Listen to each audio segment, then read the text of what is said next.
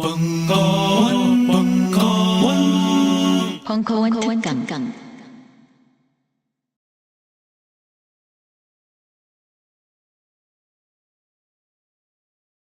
더 클래식이라는 책이 이렇게 여기 보이죠? 여기 이제 앨범이 이렇게 LP판이 있고, 요새는 LP판이 새로 찍기 시작했어요, 최근에.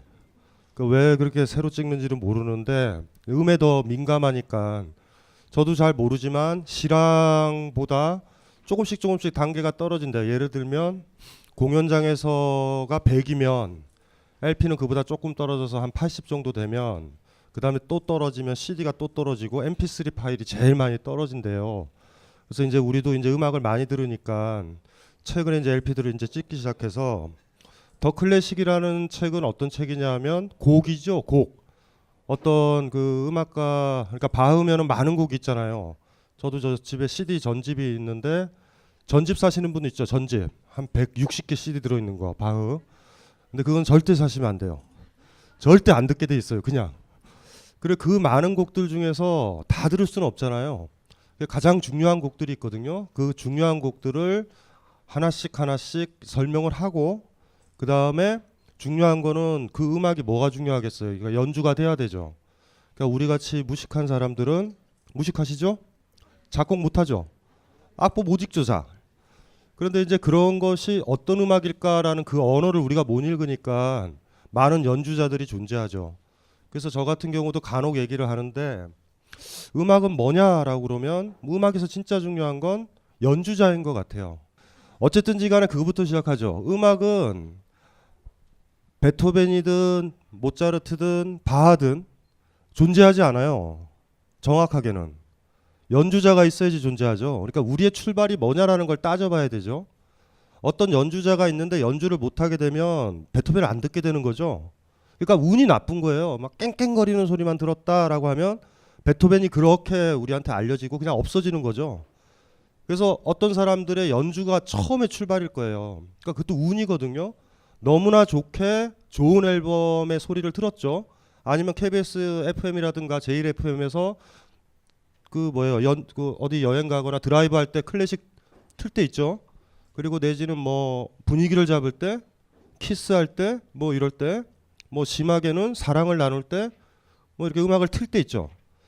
틀 때 있잖아요. 그럴 때 우리가 보통 많이 듣는데, 그때 들었던 음악이 연주자가 별로 안 좋으면 바흐에 대한 이미지나 베토벤에 대한 이미지는 다 깨지거든요. 그러니까 그거를 많이 들은 다음에, 아, 옛날에 베토벤이 살았다, 바흐가 살았다, 괜찮다, 이게 그 다음에 사후적으로 우리가 만들어지잖아요. 그러니까 출발점은 소리거든요. 소리는 연주를 해야 되는데, 문명의 좋은 점 중에 하나가 기록물들이 있죠. LP든 CD든. 지금은 이제 뭐 동영상으로도 유튜브 이제 볼 수 있고, 그거를 듣고서 이제 기분이 좋아지면 우리가 그 작곡가를 생각을 하는 거죠. 그래서 이번에 나온 책, 전작의 아다지오 소스토네토는 어떤 그 작곡가나 연주자에 대한 에세이였다면, 이 책 자체는 표지 그대로예요. 그러니까 이 책이 가장 큰 가치 중에 하나는 각 곡마다, 지금까지 이제 우리 문학수 부장님이 클래식 경향신문에서 계속 글을 쓰시고 들으시고 이러면서 요 세 장은 들어야 된다. 그러니까 이 세 장 이외의 것들에 좋은 것도 있겠지만, 문학수 부장님 입장에서는 여기 소개된 곡마다 세 곡이 있거든요. 그 세 곡을 들어야지, 들었는데도 싫어지면 그 곡은 별로인 거예요, 여러분들한테. 그런데 만약에 그걸 틀어서 좋다라고 그러면 제대로 이제 바흐라든가 베토벤이라든가 이런 사람들을 우리가 알 수 있게 되는 거죠. 그래서 이 책의 가치는 일단은 그 곡이 어떤 걸 담고 있는가라는 소개 플러스 앨범 세 장들이 들어있어요. 그래서 오늘 이 책이 새로 나오면서 이걸 어떻게 해야 될까라고 생각을 해서 두 파트로 나눠야 되겠다라는 생각을 해요. 이 책을 자세히 보면 더 클래식 하나가 뭐겠어요? 하나 다음에 뭐? 둘 다음에 뭐요? 셋. 예, 이 책은 셋까지 나와요. 하나, 이런 둘. 질문에 대답하기 싫죠.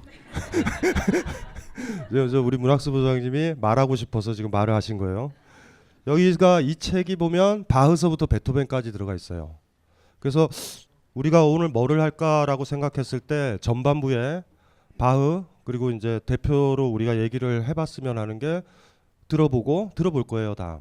이제 그리고 그 골드베르크 변주곡을 이제 할 거고, 그리고 이제 이 곡 자체를 우리한테 매력적으로 다시 부각시킨 건 역시 글렌 굴드거든요.